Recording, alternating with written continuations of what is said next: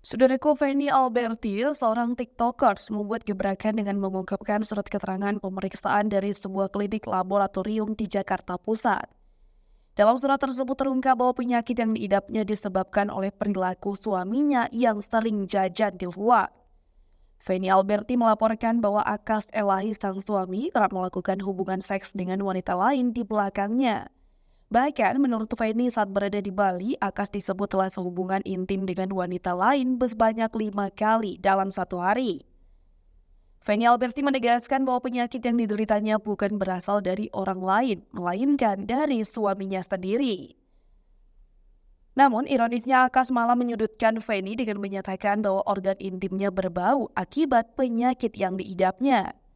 Tak hanya itu, Feni juga mengungkap adanya pesan langsung atau direct message yang masuk ke Instagramnya yang mengungkapkan perilaku buruk Akas. Dalam postingan Instagram, Feni menyatakan bahwa dirinya positif mengidap PMS. Diagnosis penyakit seks menular membuat Feni Alberti membagikan kondisi kesehatannya saat ini. Meskipun mengalami kesulitan, Feni menyatakan bahwa kondisinya sudah mulai membaik.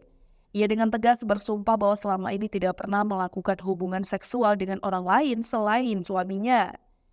Kisah kontroversial ini menjadi sorotan di media sosial, memicu diskusi di kalangan warganet.